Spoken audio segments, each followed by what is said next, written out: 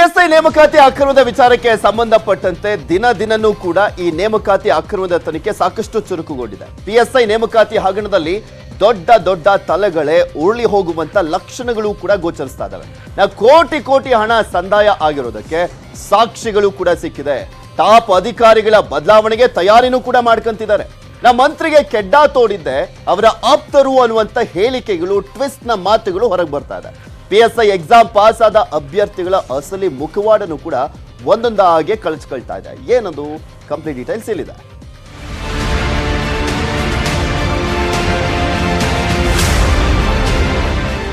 PSI ನೇಮಕಾತಿಯಲ್ಲಿ ದೊಡ್ಡ ಹಗರಣ ನಡೆದಿರೋದು ನಿಜ, ತನಿಖೆ ಆಗ್ತಿರೋದು ನಿಜ. ಸಣ್ಣ ಪುಟ್ಟ ಮೆಕಾಗಳನ್ನ, ಬ್ರೋಕರ್ಗಳನ್ನ ದುಡ್ಡು ಕೊಟ್ಟು ಸರ್ಕಾರಿ ಹುದ್ದೆ ಖರೀದಿಸಿದವರನ್ನ ಬಂಧಿಸಿರೋದು ನಿಜ. ಹೊಸ ವಿಷಯ ಏನಂದ್ರೆ, ಹಗರಣದಲ್ಲಿ ಉನ್ನತ ಶಿಕ್ಷಣ ಸಚಿವ ಅಶ್ವಥ್ ನಾರಾಯಣರ ಮೇಲೆ ಕಾಂಗ್ರೆಸ್ ಮಾಡಿದ್ದ ಡೀಲಿಂಗ್ ಆರೋಪಕ್ಕೆ ಕುಮಾರಸ್ವಾಮಿ ಎಂಟ್ರಿ ಕೊಟ್ಟಿದ್ದು 100 ಬಿಗ್ ಬಾಂಬ್ ಹಾಕಿದ್ದಾರೆ. PSI deal bomb 1. ಪಿಎಸ್ಐ ಹಗರಣ ಆಗಿದ್ದು ಸತ್ಯ, ದಾಖಲೆ ಇಲ್ಲ. ಅದಕ್ಕೆ ಹೇಳಿದ್ದು ಏನು ಧ್ವನಿ ಇತ್ತವ್ರು ಕಾಂಗ್ರೆಸ್ ನಾಯಕರು. ಡಿ.ಕೆ. ಶಿವಕುಮಾರ್ ಅವರು ಯಾರ ಮೇಲೆ, ಎಲ್ಲಿದೆ ಇದೆಲ್ಲಿದೆ, ಡಾಕ್ಯುಮೆಂಟ್ ಎಲ್ಲಿದೆ, ಡಾಕ್ಯುಮೆಂಟ್ ಇದೆಯಾ, ಡಾಕ್ಯುಮೆಂಟ್ ಏನಾದರೂ ಇದೆಯಾ, ಹೋಗಲಿ ಯಾರ ಮೇಲಾದರೂ ಆಪಾದನೆ ಮಾಡಲಿಕ್ಕೆ. ಇದರಲ್ಲಿ ನಡೆದಿರೋ ಸತ್ಯ, ಯಾರು ಇದರಲ್ಲಿ ತಪ್ಪಿತಸ್ಥಿದ್ದಾರೆ, ಅಕ್ರಮ ಎಸಗಿದ್ದಾರೆ, ಅವ್ರ ಮೇಲೆ ಕಠಿಣ ಕ್ರಮ ತಗೊಳ್ಳಿ ಅಂತಕ್ಕಂಥದ್ದು ಹೇಳಿದ್ದೇನೆ. PSI deal bomb 2. ಅಶ್ವಥ್ ನಾರಾಯಣ್ಗೆ ಕೆಡ್ಡ ತೋಡಿದ್ದೆ ಬಿಜೆಪಿಯವರು. ಅಮಿತ್ ಶಾರಿಗೆ ಗೊತ್ತಾಗ್ಲಿ ಅಂತಾನೆ ಡೀಲ್ ಎಕ್ಸ್ಪೋಸ್. ಹೇಳ್ತಾ ಇದ್ದೀನಲ್ಲ, ಅಶ್ವಥ್ ನಾರಾಯಣ್ ಸಬ್ಜೆಕ್ಟ್ ಬಂದಿದ್ದು ಬಿಜೆಪಿಯಿಂದಲೇ ಅದು ಹೊರಗೆ ಬಂದಿರೋದು. ಬಿಜೆಪಿಲಿರ್ತಕ್ಕಂಥ ಮಂತ್ರಿಗಳೇ ಮಾಧ್ಯಮ ಸ್ನೇಹಿತರಿಗೆ ಅಶ್ವಥ್ ನಾರಾಯಣ್ ಮೇಲೆ ಇನ್ಫಾರ್ಮೇಷನ್ ಕೊಟ್ಟರು. ಅದು ಹಿಂದಿನ ದಿವಸ ನಿನ್ನೆ ಅಮಿತ್ ಶಾ ಬರ್ತಾ ಇದ್ದಾರೆ. ಅಮಿತ್ ಶಾ ಬರ್ತಾ ಇರೋದ್ರಿಂದ ಇದು ಎಕ್ಸ್ಪೋಸ್ ಮಾಡಬೇಕು ಅಂತ ಅವರೇ ಮಾಡ್ಕೊಂಡವ್ರೆ. PSI deal bomb 3. ಕಮಲ್ ಪಂತ್ಗೆ ಅವಮಾನ, ಡೀಲ್ ರಹಸ್ಯ ಹೊರಕ್ಕೆ. ಸರ್ಕಾರಕ್ಕೆ ಬುದ್ಧಿ ಕಲಿಸೋಕೆ ಹಗರಣ ಬಯಲಾಗಿದ್ದು. ಹೇಳ್ತಾ ಇದ್ದೀನಲ್ಲ, ಅಶ್ವಥ್ ನಾರಾಯಣ್ ಸಬ್ಜೆಕ್ಟ್ ಬಂದಿದ್ದು ಬಿಜೆಪಿಯಿಂದಲೇ ಅದು ಹೊರಗೆ ಬಂದಿರೋದು. ಬಿಜೆಪಿಲಿರ್ತಕ್ಕಂಥ ಮಂತ್ರಿಗಳೇ ಮಾಧ್ಯಮ ಸ್ನೇಹಿತರಿಗೆ ಅಶ್ವಥ್ ನಾರಾಯಣ್ ಮೇಲೆ ಇನ್ಫಾರ್ಮೇಷನ್ ಕೊಟ್ಟರು. ಅದು ಹಿಂದಿನ ದಿವಸ ನಿನ್ನೆ ಅಮಿತ್ ಶಾ ಬರ್ತಾ ಇದ್ದಾರೆ. ಅಮಿತ್ ಶಾ ಬರ್ತಾ ಇರೋದ್ರಿಂದ ಇದು ಎಕ್ಸ್ಪೋಸ್ ಮಾಡಬೇಕು ಅಂತ ಅವರೇ ಮಾಡ್ಕೊಂಡವ್ರೆ. ಕೇಳಿದ್ರಲ್ಲ, ಕುಮಾರಸ್ವಾಮಿ ಅವರು ಇವತ್ತು ಬೆಳ್ಳಂಬೆಳಗ್ಗೆ ಕೊಟ್ಟ ಹೇಳಿಕೆಗಳಿವ. ಕುಮಾರಸ್ವಾಮಿ ಹೇಳಿಕೆ ಕೊಟ್ಟ ಬೆನ್ನಲ್ಲೇ ಪಿಎಸ್ಐ ನೇಮಕಾತಿ ಹಗರಣದ ತನಿಖೆಯಲ್ಲಿ ಸಾಕಷ್ಟು ಬೆಳವಣಿಗೆಗಳು ಆಗಿವೆ.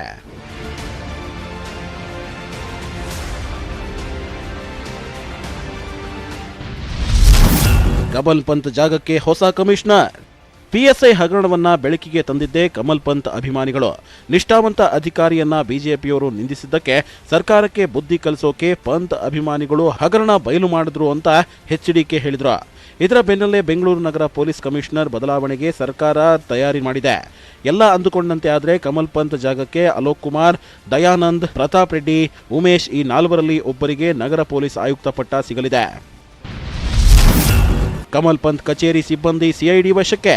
ಕಮಿಷನರ್ ಕಚೇರಿಯಲ್ಲಿ ಕೆಲಸ ಮಾಡ್ತಿದ್ದ ಪೇದೆ ಪಿಎಸ್ಐ ಎಕ್ಸಾಮ್ ಬರೆದು ನೇಮಕಾತಿ ಲಿಸ್ಟ್ನಲ್ಲಿದ್ದ ಯಶವಂತ್ ದೀಪ್ನನ್ನ ಸಿಐಡಿ ಪೊಲೀಸರು ವಶಕ್ಕೆ ಪಡೆದು ವಿಚಾರಣೆ ಮಾಡ್ತಿದ್ದಾರೆ.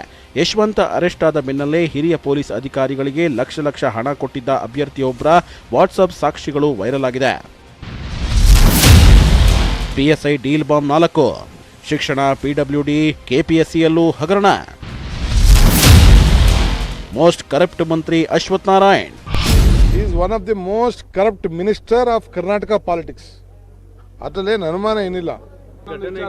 ನೋಡಪ್ಪ, ನಮಗೆ Amit Shah no target anyone, it is a fact. ಇದು ಒಂದೇ ಅಲ್ಲ ರೀ, ಬೇರೆ ಎಲ್ಲ ಡಿಪಾರ್ಟ್ಮೆಂಟ್ ಅಲ್ಲೂ ಇದೆಯಲ್ಲ. ಎಜುಕೇಶನ್ ಡಿಪಾರ್ಟ್ಮೆಂಟ್ ಅಲ್ಲಿ ಇದೆ, ಬೇರೆ ಬೇರೆ ಡಿಪಾರ್ಟ್ಮೆಂಟ್ ಇದೆ, PWD ಇದೆ. ಒಬ್ಬ ಶಾಸಕರು, ಅವ್ರ ಶಾಸಕರು ಹೇಳಿದ್ರೆ KPSC ಚೇರ್ಮನ್ರು, ಮೆಂಬರ್ಗಳು ಕೂಡ ದುಡ್ಡು ಕೊಟ್ಬಿಟ್ಟು ಅಪಾಯಿಂಟ್ ಆಗಿದ್ದಾರೆ ಅಂತ. ಅದೆಲ್ಲ ಇನ್ನ ಕೇಸೇ ರಿಜಿಸ್ಟರ್ ಮಾಡಲಿವಲ್ಲ ಬೊಮ್ಮಾಯಿಯವರು. ಡಿ.ಕೆ. ಶಿವಕುಮಾರ್ ಇಂಥದೊಂದು ಗಂಭೀರ ಆರೋಪದ ಬೆನ್ನಲ್ಲೇ ಸಿಎಂ ಬಸವರಾಜ ಬೊಮ್ಮಾಯಿ ಶಿಕ್ಷಣ ಇಲಾಖೆ, ಲೋಕೋಪಯೋಗಿ ಇಲಾಖೆ, ಕೆಪಿಎಸ್ಸಿ, ಪೊಲೀಸ್ ಇಲಾಖೆ ಅಧಿಕಾರಿಗಳ ಜೊತೆ ಸಭೆ ಮಾಡಿದ್ರು. ಹಗರಣದ ಬಗ್ಗೆ ಆಗ್ತಿರೋ ಬೆಳವಣಿಗೆಗಳ ಬಗ್ಗೆ, ತನಿಖೆ ಎಲ್ಲಿಗೆ ಬಂತು ಅನ್ನೋ ಬಗ್ಗೆ ಮಾಹಿತಿ ಕಲೆ ಹಾಕಿದ್ರು. ಇದರ ಬೆನ್ನಲ್ಲೇ ಸಿದ್ದರಾಮಯ್ಯ ಸುದ್ದಿಗೋಷ್ಠಿ ನಡೆಸಿದ್ರೆ ಡಿ.ಕೆ. ಶಿವಕುಮಾರ್ ಹೇಳಿಕೆಗೆ ಅಶ್ವಥ್ ನಾರಾಯಣ್ ಸೇರಿದಂತೆ ಅನೇಕ ಬಿಜೆಪಿ ನಾಯಕರು ತಿರುಗೇಟು ಕೊಟ್ಟರು. ಭ್ರಷ್ಟಾಚಾರದ ಸಂಸ್ಕೃತಿ ಇರುವಂಥ ಪಕ್ಷ ಏನಾದ್ರು ಇದ್ರೆ ಅದು ಕಾಂಗ್ರೆಸ್ ಪಕ್ಷ ಮತ್ತು ಅವರ ನಾಯಕರು ಮತ್ತು ಅವರ ಗ್ಯಾಂಗ್ ಲೀಡರ್ ಸನ್ಮಾನ್ಯ ಡಿ.ಕೆ. ಶಿವಕುಮಾರ್ ಅವರು. Is one of the most corrupt minister of Karnataka politics. ಅದರಲ್ಲೇನು ಅನುಮಾನ ಏನಿಲ್ಲ. ಇವೆಲ್ಲ ಆರೋಪನೆಗಳಿಗೆ ಜನಕ ಕಾಂಗ್ರೆಸ್ ಪಕ್ಷದ ನಾಯಕರು ಅನೇಕ ಭ್ರಷ್ಟಾಚಾರಗಳು ಮಾಡೋದ್ ಮೂಲಕ ಅವ್ರ ಭ್ರಷ್ಟಾಚಾರದಲ್ಲಿ ಒಬ್ಬ ಜನಕರಿದ್ದಂಥವ್ರು ಇವತ್ತು ನಮ್ಮ ಮೇಲೆ ಇಲ್ಲದ ಸಲ್ಲದ ಆರೋಪನೆಗಳು ಎಲ್ಲ ಕೂಡ ಮಾಡೋಂಥ ಕೆಲಸ ಐತೆ. ಇನ್ನು ಯಾರ್ಯಾರು ಅಧಿಕಾರಿಗಳಿದ್ದಾರೆ ಅಂತೇಳಿ ಅವ್ರ ಮೇಲೆ ಕ್ರಮ ತಗೋಬೇಕು. ಇದು ಅಧಿಕಾರಿಗಳು ಇಲ್ಲದೇನೆ ಮಾಡೋಕ್ಕೆ ಸಾಧ್ಯ ಆಗಲ್ಲ, ರಾಜಕಾರಣಿಗಳ ಸಪೋರ್ಟ್ ಇಲ್ಲದೇನೆ ಮಾಡೋಕ್ಕೆ ಸಾಧ್ಯ ಆಗಲ್ಲ, ಮಂತ್ರಿಗಳ ಕುಮ್ಮಕ್ಕು ಇಲ್ಲದೇನೆ ಮಾಡೋಕ್ಕೆ ಸಾಧ್ಯ ಆಗಲ್ಲ. ಇವ್ರ ಮೇಲೆ ಎಲ್ಲರ ಮೇಲೂ ಕೂಡ ಕ್ರಮ ತಗೋಬೇಕು. ಅಧಿಕಾರಿಗಳು ಭಾಗಿಯಾಗಿದ್ದರೆ ಅವ್ರನ್ನ ಯೂನಿಫಾರ್ಮ್ ಬಿಚ್ಚಿಸಿ ಲಾಕಪ್ ಒಳಗೆ ಹಾಕಿಸಿ ಜೈಲೊಳಗೆ ಸೇರಿಸ್ತಾರೆ. ಅವರ ಕೈಯಲ್ಲಿ ಸುಮಾರು 750 ಕೋಟಿ ಕಲೆಕ್ಷನ್ ಅವರ ಕೈಯಲ್ಲಿ ಮಾಡಿಸಿದ್ದಾರೆ. ನನ್ನ ಕಡೆಯಿಂದ 600 ಕೋಟಿ ರೂಪಾಯಿ ಕಲೆಕ್ಷನ್ ಮಾಡಿಸಿದ್ದಾರೆ. ಮೊನ್ನೆ ಸಿದ್ದರಾಮಯ್ಯನವರು ಇವ್ರ ಕೈಯಿಂದ ಏನೂ ಮುಟ್ಟಲ್ಲ, ಎಲ್ಲವನ್ನೂ ಇವ್ರು ಮಾಡಿಸ್ತಾರ. ಒಂದು ರೀತಿ ಇವ್ರದ್ದು ಹೆಂಗೆ ಅಂತಂದ್ರೆ ಹವಾಲ ಭ್ರಷ್ಟಾಚಾರ ಇವ್ರದ್ದು. ಇವ್ರ ಕೈಯಿಂದ ಮುಟ್ಟಲ್ಲ, ನಮ್ಮ ಕೈಯಲ್ಲಿ ಮುಟ್ಟಿಸಿದ್ರು, ಎಲ್ಲ ಮಾಡಿ ನಮ್ಮನ್ನು ಸಿಕ್ಕಾಕ್ಸಿದ್ರು.